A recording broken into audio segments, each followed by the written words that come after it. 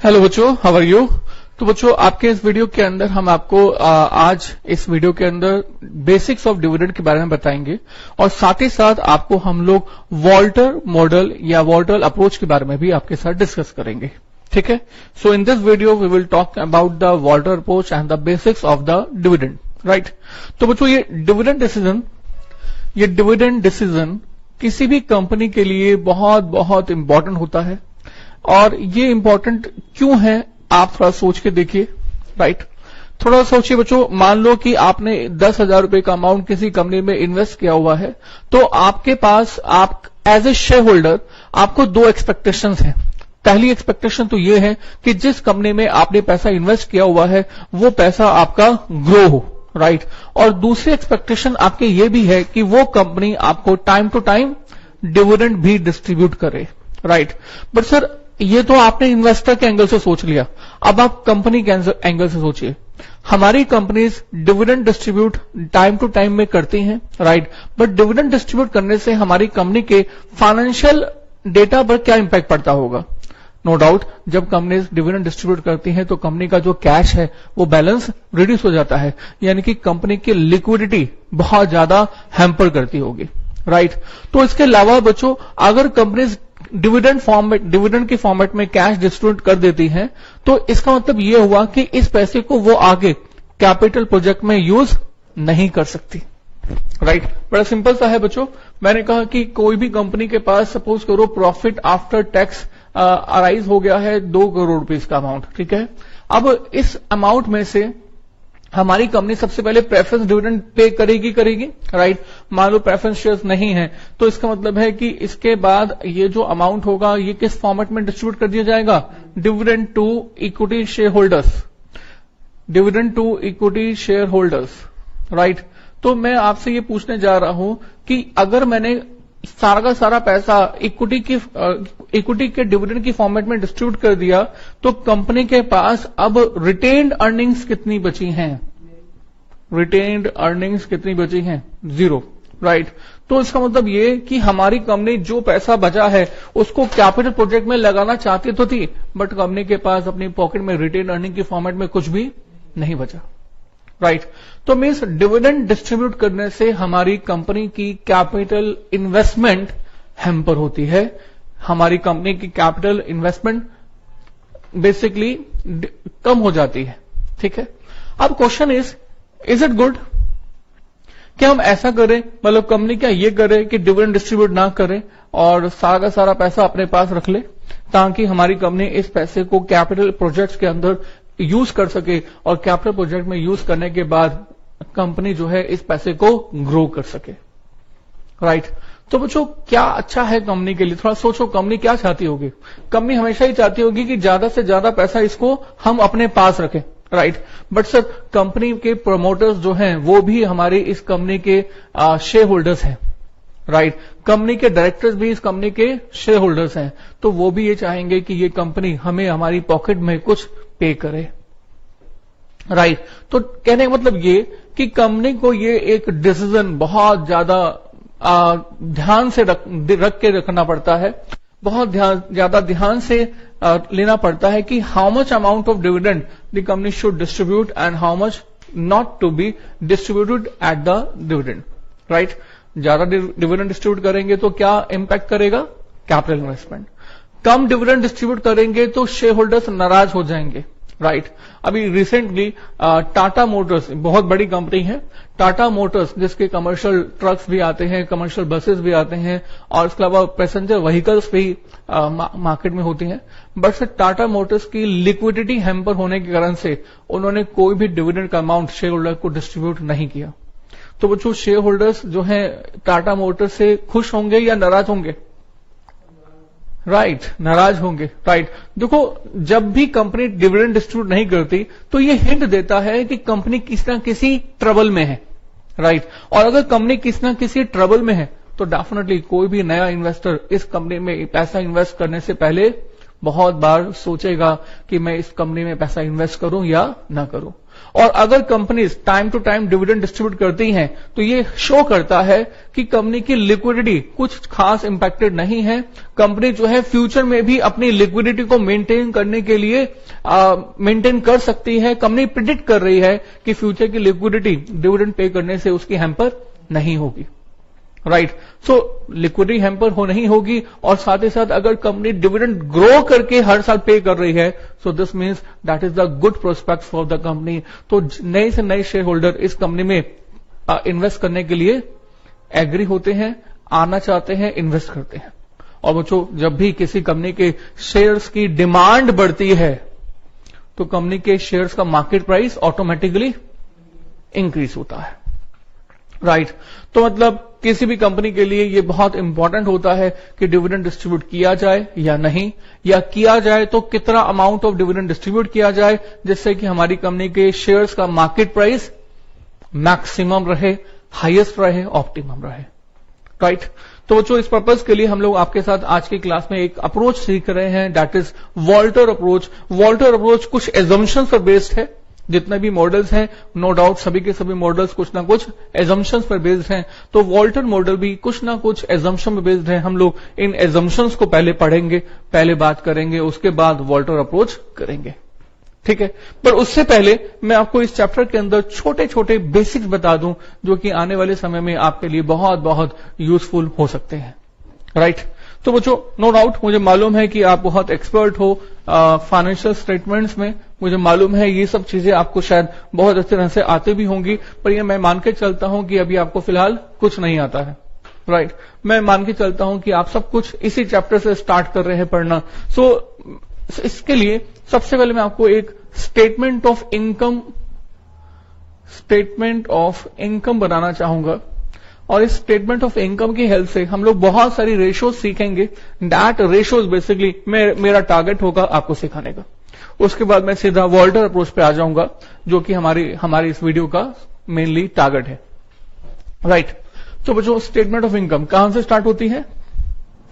Sales से, बिल्कुल ठीक है, सेल्स। और इसमें से हम लोग क्या माइनस कर देते हैं? सबसे पहले वेरिएबल कॉस्ट, राइट। जरूर कॉपी कीजिएगा बच्चों, कंट्रीब्यूशन आ जाता है, और इसमें से हम लोग क्या माइनस कर देते हैं? फिक्स कॉस्ट, बिल्कुल ठीक है। और अब आपके पास बचता है earning before interest and tax, earnings before interest and tax, right. इसमें से क्या माइनस कर दिया जाता है? इंटरेस्ट माइनस कर दिया जाता है। बाकी क्या बचता है? अर्निंग बिफोर टैक्स, और इसमें से टैक्स भी माइनस कर दिया, तो बाकी बच गया अर्निंग्स आफ्टर टैक्स।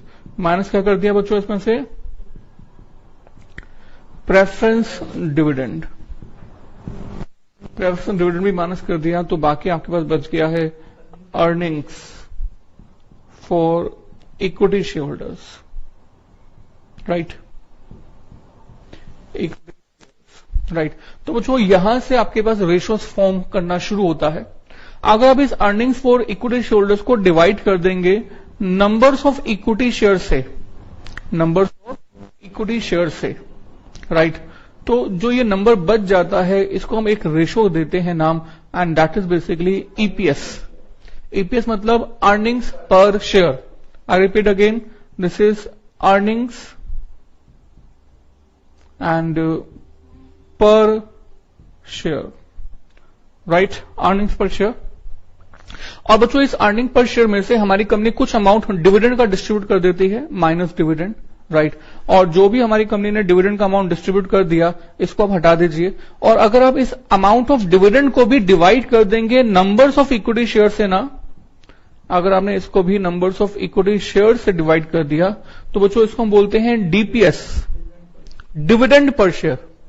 क्या नाम दिया मैंने ब्रैकेट में लिख भी दिया, this is called dividend per share,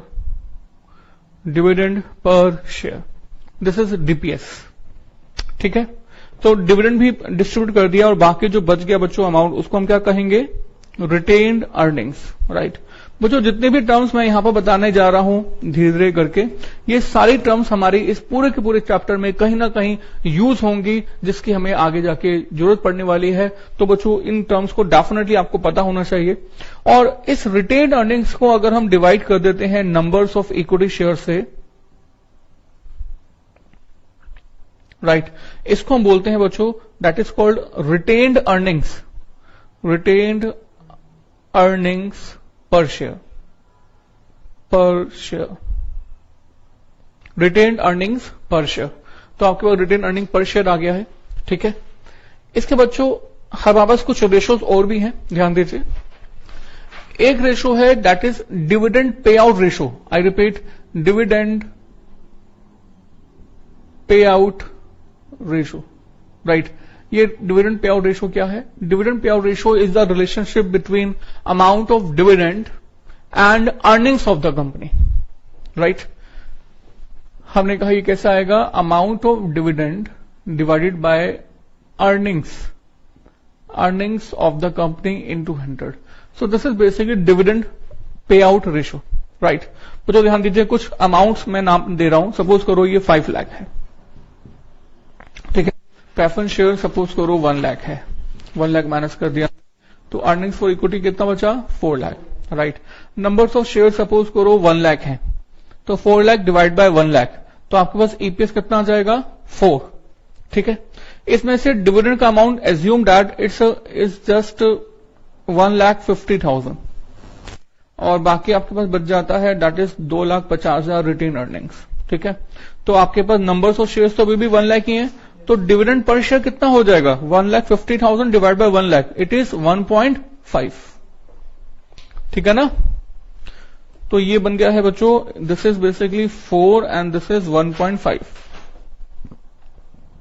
तो हमने रिटेन अर्निंग को भी नंबर्स ऑफ इक्विटी शेयर से डिवाइड कर दिया, तो आपके पास क्या बच गया? This is 2.5, right. अब अगर आपको ये डिविडेंड पे आउट रेशो निकालनी है, तो ये डिविडेंड पे आउट रेशो कैसे फाइंड करेंगे? अमाउंट ऑफ डिविडेंड का अमाउंट हमें मालूम है। ये अमाउंट ऑफ डिविडेंड कितने रुपीस का है? 1,50,000। तो ये 1,50,000 का अमाउंट कंसिडर कीजिएगा एंड डिवाइड बाय अर्निंग्स। और बच्चों earnings for equity share holders ये कितने रुपीस की है? 4 लाख रुपीस की। तो बच्चों ये 4 लाख रुपीस का अमाउंट यहां पर कंसिडर करेंगे, मल्टीप्लाई बाय 100। और बच्चों इस तरह से आपके पास डिविडेंड पे आउट रेशो आ जाएगा। कितना आता है? 37.5%। Now this is 37.5%, right sir. अच्छा, और आगे चलते हैं। ये तो डिविडेंड पे आउट रेशो हो गया 37.5%। इसके अलावा एक और रेशो होती है जिसको हम बोलते हैं retention ratio. I repeat, retention ratio, right. ये रिटेंशन रेशो कैसे फाइंड करते हैं? बड़ा सिंपल है कि आप रिटेन्ड अर्निंग्स को डिवाइड कर देते हैं अर्निंग्स से, earnings for equity into 100, right. तो बच्चों ये रिटेन अर्निंग बता दीजिए कितना है? Retain earnings amount, retain earnings we know it's 2,50,000 ना, 2,50,000 और divided by earnings for equity it is 4 lakh into 100 कर दीजिए। तो बच्चों बता दीजिए कितना आता है? It's 62.5%, right, 62.5%। और बच्चों एक बात और मैं आपको बता दूं कि आप अगर dividend pay out ratio dividend के अमाउंट से ना फाइंड करके अगर डिविडेंड पर शेयर के अकॉर्डिंग फाइंड करें और अर्निंग्स की जगह पर अर्निंग पर शेयर ले लें, तब भी आपके पास सेम वैल्यू आती है, राइट। क्या कहा हमने? मैंने ये कहा कि आप इस नंबर की जगह पर क्या वर्ड यूज करें? आप इसका यूज करें dividend per share upon EPS into 100, right. Like हमारे इस एग्जांपल में डिविडेंड पर शेयर कितने रुपीस का है? Dividend per share is rupees 1.5 और earning per share is rupees 4। तो ये हो जाएगा 1.5 अपॉन 4 इंटू 100, है ना। तो आप अब ये कैलकुलेशन कर लीजिए और देखिएगा ये भी 37.5% ही फाइंड होता है, राइट। और आगे चलते हैं। रिटेंशन रेशो में भी ऐसा ही, रिटेन अर्निंग की अमाउंट की जगह पर आप रिटेन अर्निंग पर शेयर लिख सकते हैं, और अर्निंग्स फॉर इक्विटी की जगह पर आप क्या लिख सकते हैं? EPS into 100। Retain earning per share, बच्चों रिटेन अर्निंग पर शेयर कितने रुपीज का? 2.5, तो ये रहा 2.5 अपॉन ईपीएस कितने रुपीज का? 4 रुपीज का इंटू 100, तो you will have the same number 62.5%। अगर आप ये सोच रहे हैं कि सर ये कैसे हो गया, तो बड़ा सिंपल है इसका लॉजिक। सर देखो, आपने अमाउंट ऑफ डिविडेंड को और अमाउंट ऑफ अर्निंग्स को नंबर्स ऑफ शेयर से डिवाइड कर दिया। आपने डिविडेंड को डिवाइड कर दिया नंबर्स ऑफ शेयर से, अर्निंग्स को डिवाइड कर दिया नंबर्स ऑफ शेयर से। जब इन दोनों नंबर्स को आपने नंबर्स ऑफ शेयर से डिवाइड कर दिया, तो डिविडेंड को डिवाइड करके जो नंबर बचता है that is dividend per share, और अर्निंग्स को भी आपने नंबर्स ऑफ शेयर से डिवाइड कर दिया, तो क्या बन गया? Earning per share. तो आपने न्यूमरेटर और डिनोमिनेटर को नंबर्स ऑफ शेयर से डिवाइड कर दिया है, तो आपके पास ये रिलेशनशिप बच जाता है, means these two are the same, right. पर सर मैं आपसे पूछूंगा, ये जो 30, मैं आपको ये बता दूं कि मैंने आपको ये कहा कि बच्चों dividend pay out ratio is 37.5%। तो ये 37.5% शो क्या कर रहा है? What does it shows? What does it shows? This shows how much amount of dividend our company is paying with respect to the earnings. I repeat again, ये क्या show कर रहा है? 37.5%। ये शो कर रहा है how much amount of dividend the company is paying with respect to the earnings। मतलब ये बच्चों कि देखो, मैंने एक छोटा सा एग्जांपल लिया। मैंने कहा कि मान लो ईपीएस, मैं आपको बता देता हूं, ईपीएस में आपको बता देता हूं अर्निंग पर शेयर कितने रुपीस की? 4 रुपीस की। सपोज मैंने आपको ईपीएस बता दिया 4 रुपीस का, मैंने आपको डिविडेंड पे आउट रेशो बता दिया, इसको हम सिंपली पे आउट भी बोलते हैं, पे आउट रेशो बता दिया मैंने आपको 37.5%। मैं आपको कहता हूं कि फाइंड डीपीएस, राइट। तो डीपीएस फाइंड कर सकते हैं, कैन वी डू? यस। हमारा डिविडेंड पे आउट रेशो क्या शो करता है? हमारा dividend pay out ratio show करता है कि हमारा जो डिविडेंड है वो 37.5% ऑफ किस चीज का है? 4 रुपीज का, 4 रुपए का। तो आप ऐसा करिए और आपका डीपीएस आ जाएगा। तो very simple to say, DPS is equal to dividend pay out ratio 37.5% of EPS, यानी कि 37.5 अपॉन 100 इंटू 4, और आप ये कैलकुलेशन कर दीजिए बच्चों 1.5। Yes, you will have the same answer as computed before, right. एक बहुत और इंपॉर्टेंट इंफॉर्मेशन ध्यान दीजिए। देखो, अगर आप थोड़ा सा कैलकुलेशन कीजिए तो इन दोनों नंबर्स का जो परसेंटेज टोटल है ये 100% है। Am I right? Yes. Is it always? क्या ये हमेशा होगा? Yes. Dividend pay out ratio plus retention ratio is always equal to 100%।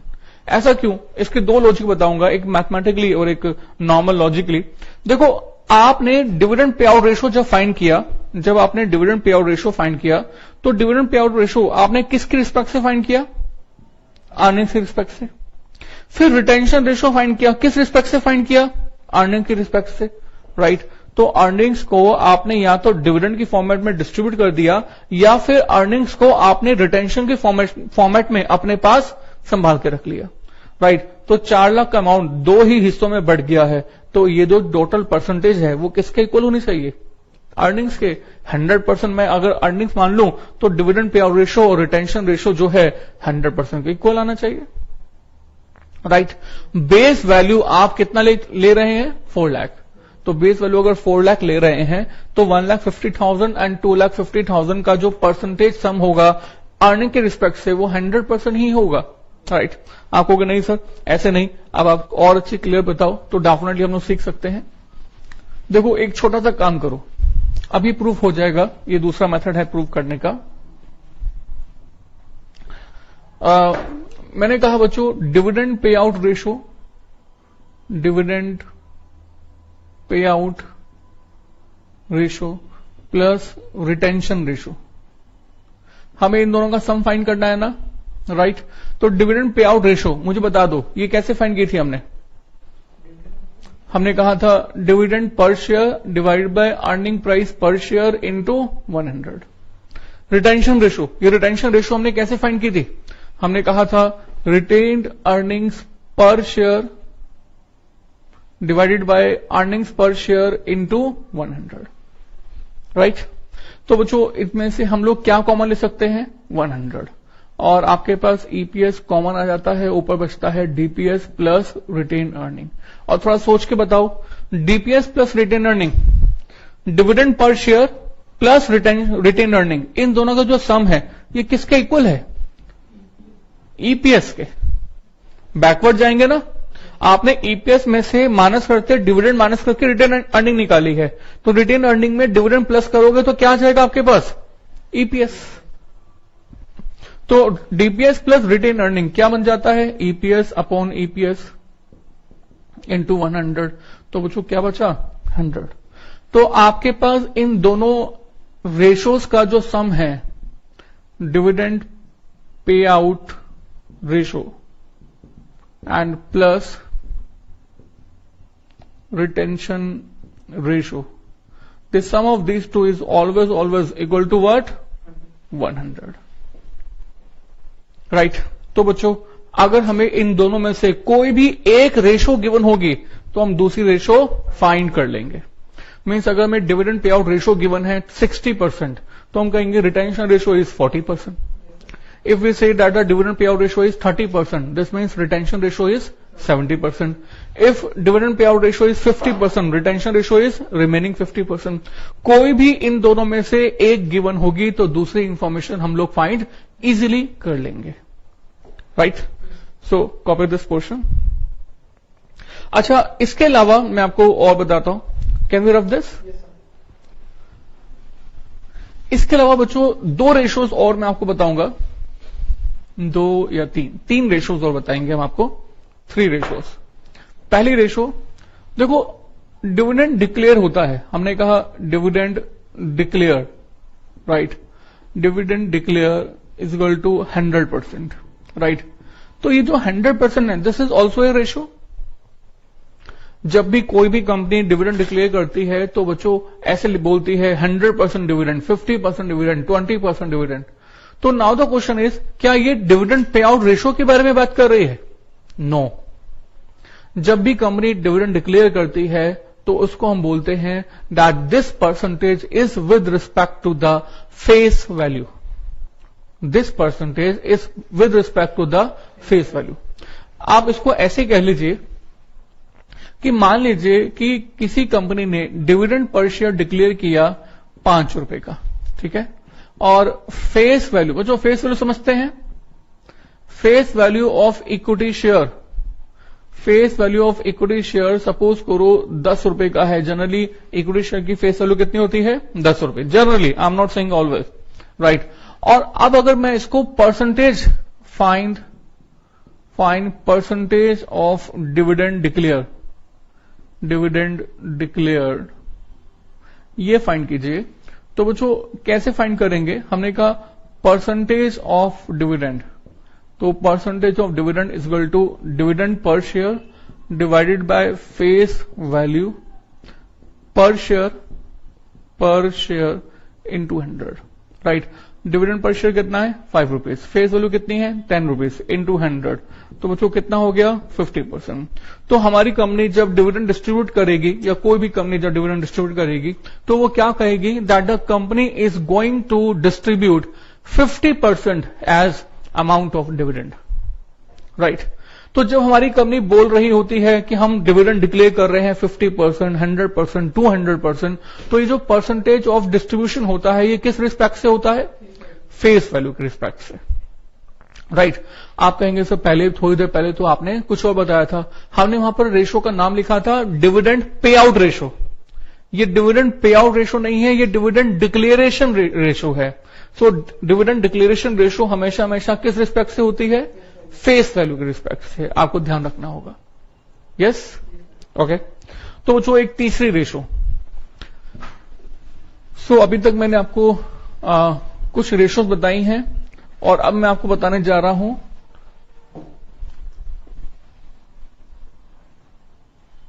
एक और ratio that is called dividend yield ratio. बच्चों नाम सुना है, डिविडेंड यील्ड रेशो। बच्चों ये रेशो भी बड़ी इंपॉर्टेंट होती है किसी भी कंपनी को जज करने के लिए कि हमारी कंपनी जो है कितना डिविडेंड डिस्ट्रीब्यूट कर रही है, राइट। देखो मैंने कहा रिलायंस कंपनी RIL। अब बच्चों मुझे बताओ, रिलायंस कंपनी का शेयर आज के डेट में मार्केट में चल रहा है 1000 रुपए का। कितने रुपीज का? 1000 रुपए का, राइट। ऑलमोस्ट इतना ही है, राइट। अब मैं आपसे पूछता हूं कि इसकी जो फेस वैल्यू पर शेयर, क्या ये भी 1000 रुपीज की है? नो। राइट नाउ जो मार्केट में रिलायंस कंपनी का शेयर चल रहा है, इसकी फेस वैल्यू है ₹10। फेस वैल्यू 10 रुपए और मार्केट प्राइस कितने रुपीज का है? 1000 रुपीज, राइट। अब हमारी कंपनी डिविडेंड डिस्ट्रीब्यूट करती है। सपोज करो हमारी कंपनी ने डिविडेंड पर शेयर डिस्ट्रीब्यूट करना है या डिक्लेयर कर लिया है, दैट इज ₹5 पर share, right. Dividend per share कितना डिक्लेयर कर दिया? 5 रुपए, राइट। अब हमारी कंपनी क्या कहेगी, रिलायंस कंपनी क्या कहेगी कि डिविडेंड कितना डिक्लेयर किया है? How much percentage? 50%। कंपनी क्या कहेगी कि डिविडेंड कितना डिस्ट्रीब्यूट किया है? 50%। 50% कैसे? 5 रुपए डिविडेंड डिस्ट्रीब्यूट किया। इसको हम फेस वैल्यू के रिस्पेक्ट से परसेंटेज के फॉर्मेट में फाइंड करेंगे, तो ये परसेंटेज कितनी आ जाएगी? 5/10 इंटू 100 यानी कि 50%, राइट। बट सर अगर आप एक इन्वेस्टर हैं, अब आप इन्वेस्टर के एंगल से सोचिए, अगर आप एक इन्वेस्टर हैं, रिलायंस कंपनी का शेयर खरीदते हैं, परचेज करते हैं, तो आप इस कंपनी के शेयर को कितने में खरीदोगे? 10 में या 1000 में? 1000 में। तो एक्चुअल में ये डिविडेंड रेट आपके लिए क्या वाकई में 50% है? नहीं। आपको डिविडेंड मिला है 5 रुपए का और आपने कितना पैसा इस कंपनी के शेयर को परचेज करने के लिए लगाया है? 1000। ये है मार्केट प्राइस। ये कौन सा प्राइस है? This is current market price, CMP बोलते हैं इसको हम, करंट मार्केट प्राइस 1000। तो जब हम इस डिविडेंड के अमाउंट को मार्केट प्राइस के रिस्पेक्ट से फाइंड करते हैं, that ratio is called dividend yield ratio. That dividend ratio is called dividend yield ratio. तो बच्चों यही हम आपको साथ करने जा रहे हैं, dividend yield ratio, right. So dividend yield ratio is equal to dividend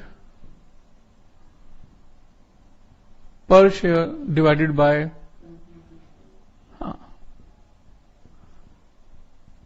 market price per share into 100, right? तो बच्चों डिविडेंड पर शेयर कितने रुपीज का है? 5 रुपीज का। मार्केट प्राइस कितने रुपीज का है? 1000 रुपीज का। तो बच्चों उसको हम परसेंटेज में फाइंड कर लेते हैं। How much percentage? 0.5%, राइट। सो दो अब अलग अलग बातें हो गई हैं। जब हम बोलते हैं डिविडेंड यील्ड परसेंटेज, तो dividend yield percentage is the amount of dividend with respect to the market price. अगर बोलते हैं dividend declaration, dividend declare, so this is the relationship of the dividend per share and face value. और जब हम बोलते हैं dividend pay out ratio, तो dividend pay out ratio is the relationship of the amount of dividend with respect to the earnings per share, right. तो ये 3 ratios मैंने आपको अलग अलग बताई हैं। इन तीनों रेशोज को एक साथ एक एग्जांपल में मैं आपको करवाने जा रहा हूं, right. Okay,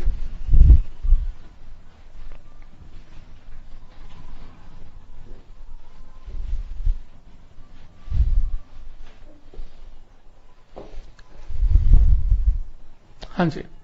example number next. So हमने कहा Tata motors CMP current market price is ₹350, right. And then face value per share is equal to ₹10। Earnings per share, earning per share is equal to ₹30, and dividend per share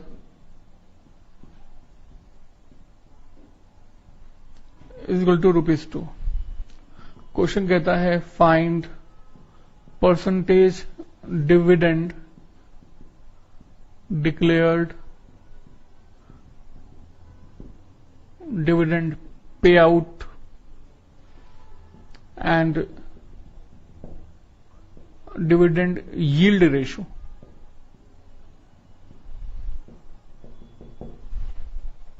right, तो बच्चों क्या find कर सकते हैं?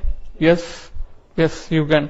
Right, please do this, take 1 minute, please do this.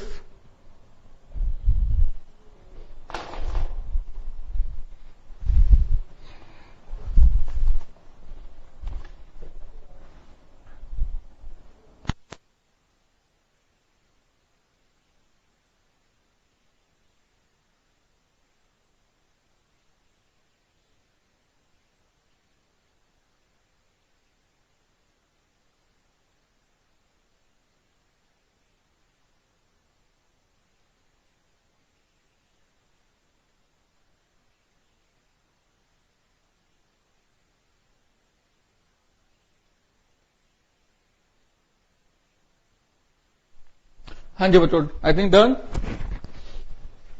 Yes please, हो गया, हो जाना चाहिए अभी तक। तो लेट्स सी दिस। तो बच्चों आपके पास लिखा हुआ है दैट सबसे पहले परसेंटेज डिविडेंड डिक्लेयर। राइट, तो बच्चों डिविडेंड डिक्लेयर किया, जब हमारी कंपनी डिविडेंड डिक्लेयर करती है तो वो किस रिस्पेक्ट से करती है? फेस वैल्यू के रिस्पेक्ट से।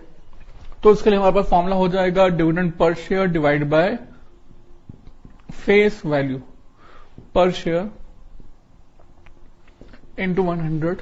सो डिविडेंड पर शेयर, तो डिविडेंड पर शेयर इज ₹2 और फेस वैल्यू बच्चों हमें क्वेश्चन में गिवन है दैट इज ₹10 इंटू 100। तो यहां पर डिविडेंड परसेंटेज कितना आ गया? 20%।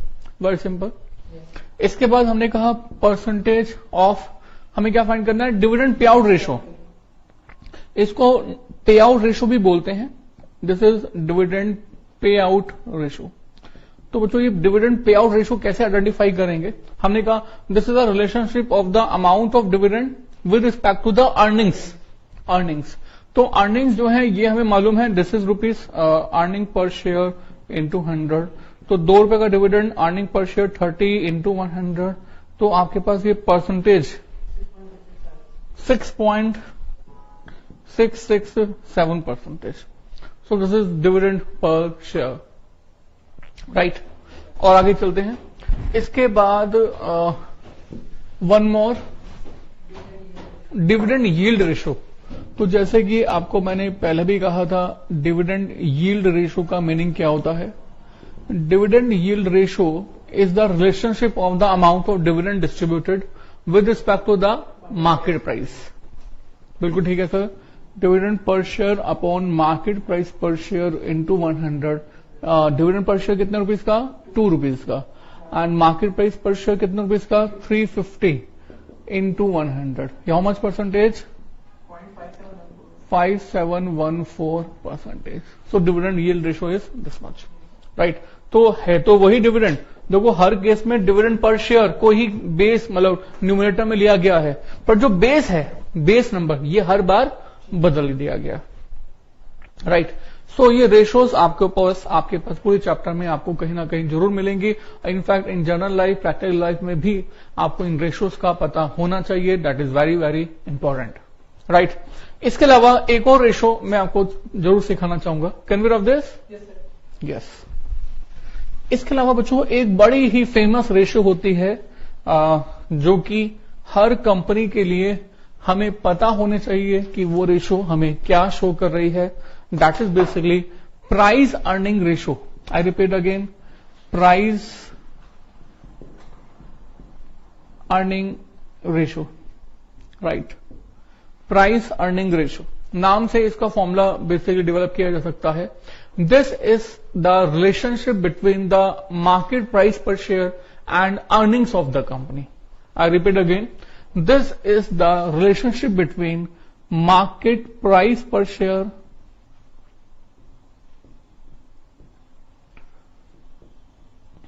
And earning per share, right. बच्चों नो डाउट इस रेशियो के अंदर कहीं पर भी डिविडेंड वर्ड यूज नहीं हो रहा है। This is not with respect to the dividends, right, but yes this ratio is again very very important. You must have an idea about this ratio, right. तो बच्चों बहुत अच्छा है, बहुत अच्छी रेशियो है। Market price per share, market price per share मतलब मान लो कि टाटा मोटर्स की बात कर रहे हैं, मार्केट प्राइस है 350 रुपए का, अर्निंग्स प्राइस पर शेयर है 30 रुपए का, और इसको हम डिवाइड कर देते हैं, कितना देता है 11.667। तो बच्चों इसको प्यार से हम लोग एक और नाम देते हैं, that is called PE ratio.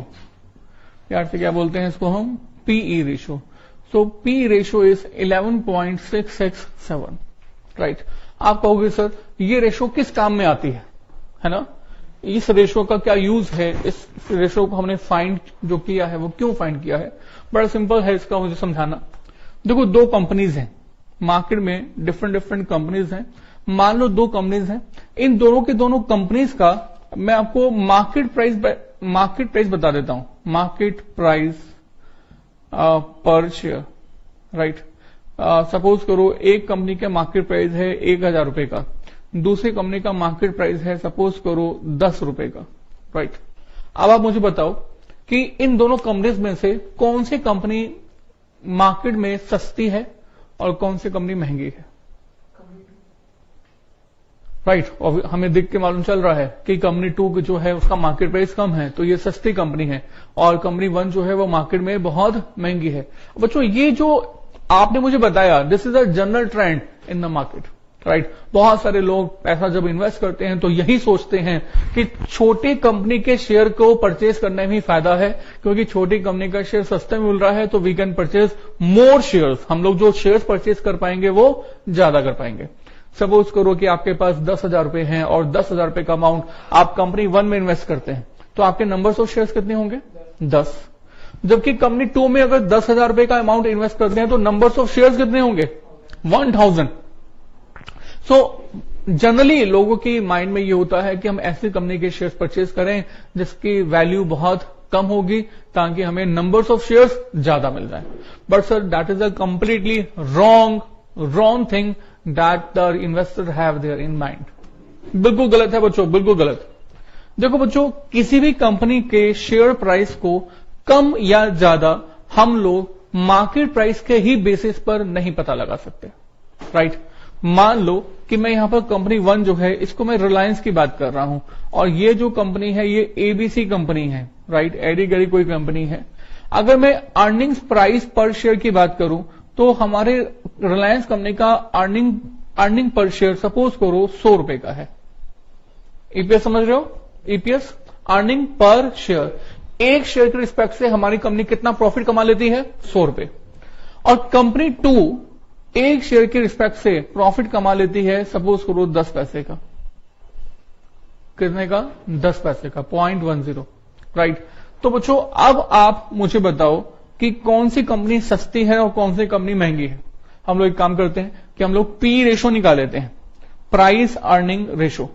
तो प्राइस अर्निंग रेशो निकालना बड़ा आसान है, हमने ऊपर लिखा था अभी, market price per share upon earning per share.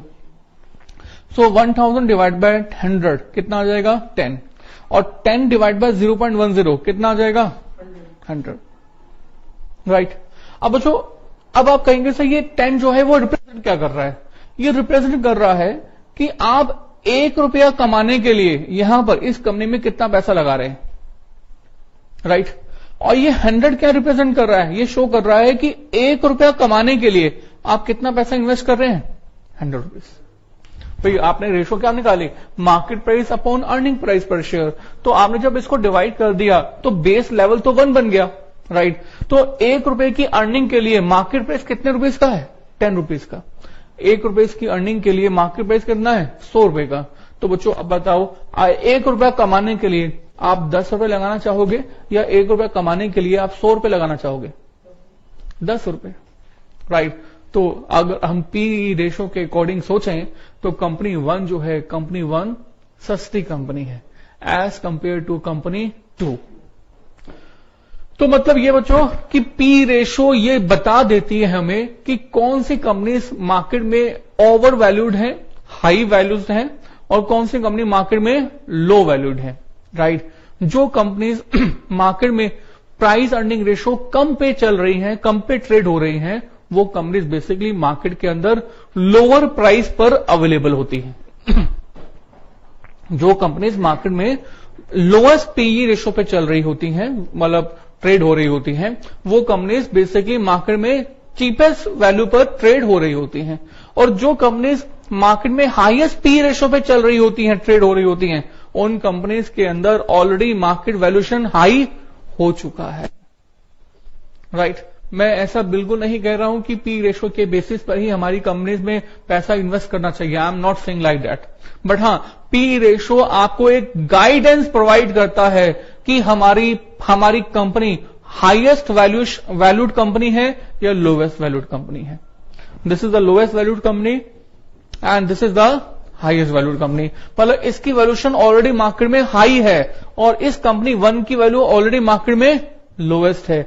ये हमने किस बेसिस पर जज कर लिया? On the basis of PE ratio, right.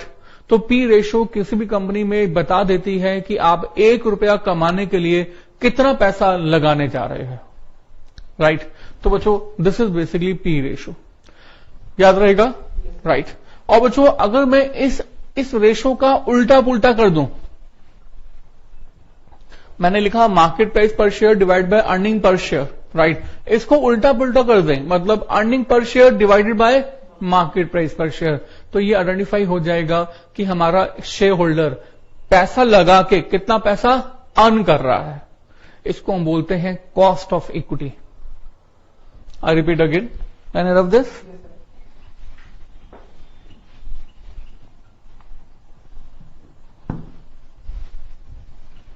हाँ जी। तो जो हमने कहा, अगर हम अर्निंग पर शेयर को डिवाइड कर दें मार्केट प्राइस पर शेयर से, राइट, तो इसको हम क्या बोलेंगे? That is called cost of equity. इसको हम लोग केई भी कहते हैं, कॉस्ट ऑफ इक्विटी, राइट। ये रेशो क्या शो कर रही है कि हमारे पैसे इन्वेस्ट होकर हम कितनी प्रॉफिट्स अर्न कर रहे हैं, तो that is called cost of equity, ठीक है। और बच्चों और हम लोग इसको ऐसे भी कह सकते हैं that cost of equity is equal to 1 upon PE ratio, right, 1 upon PE ratio, right बच्चों। तो बच्चों अभी तक मैंने आपको क्या क्या पढ़ाया, मैं रिपीट कर देता हूं। मैंने आपको सबसे पहले अभी आज की क्लास में बताया कि इंपॉर्टेंस ऑफ डिविडेंड क्या है, राइट। कोई भी कंपनी अगर डिविडेंड डिस्ट्रीब्यूट ज्यादा करती है तो कंपनी के पास रिटेंशन अमाउंट कम हो जाता है। अगर कंपनी डिविडेंड डिस्ट्रीब्यूट नहीं करती तो शेयर होल्डर्स कंपनी के बारे में अच्छी इंफॉर्मेशन नहीं पता लगा पाते, या ऐसे कहो कि शेयर होल्डर्स ये सोचते हैं कि कंपनी के पास लिक्विडिटी प्रॉब्लम है या फिर कंपनी फ्यूचर में अपने प्रॉफिट्स को नहीं देख रही है, तो शेयर होल्डर्स इस कंपनी को अंडर वैल्यू करना शुरू कर देते हैं। तो इसलिए हमारी कंपनीज को dividend distribute time to time करना पड़ता है, और कंपनीज को ये डिसाइड करना होगा टाइम टू टाइम कि डिविडेंड का अमाउंट कितना डिस्ट्रीब्यूट किया जाए। इस पर्पज के लिए हम लोग ये चैप्टर रीड कर रहे हैं, स्टडी कर रहे हैं, राइट। अच्छा, उसके बाद मैंने आपको कुछ बेसिक टर्म्स के बारे में बताई। सबसे पहले बहुत इंपॉर्टेंट बेसिक टर्म्स बताई इनकम स्टेटमेंट, जो कि हमारे पूरे चैप्टर में बहुत काम आने वाली है, राइट। इस इनकम स्टेटमेंट में हम लोग जब अर्निंग्स फॉर इक्विटी को नंबर्स ऑफ इक्विटी शेयर से डिवाइड कर देते हैं तो क्या जाता है? ईपीएस। अमाउंट ऑफ डिविडेंड को नंबर्स ऑफ इक्विटी शेयर से डिवाइड कर देते हैं तो क्या जाता है? DPS, dividend per share. और रिटेन्ड अर्निंग को जब हम नंबर्स ऑफ शेयर से डिवाइड कर देते हैं तो क्या जाता है? Retained earning per share. उसके बाद डिविडेंड की रिस्पेक्ट से मैंने आपको कई सारी रेशियोज बताई। नंबर 1 मैंने आपको बताया सबसे पहले dividend pay out ratio. Dividend pay out ratio is the relationship between amount of dividend and earnings of the company. फिर मैंने आपको बताया dividend declaration. Dividend declaration is the relationship between amount of dividend and face value of the company, ठीक है। फिर मैंने आपको कहा dividend yield ratio. Dividend yield ratio. जब भी वर्ड यील्ड आ जाए तो हमारा यील्ड से मतलब मार्केट प्राइस से होता है। सो this is the relationship between dividend per share and market price per share into 100। ठीक है, फिर हमने आपको कहा कि तो हो गई डिविडेंड की बात। इसके बाद हम लोग आपको एक और रेशियो बताते हैं जो कि बहुत बहुत इंपॉर्टेंट है, that is price earning ratio.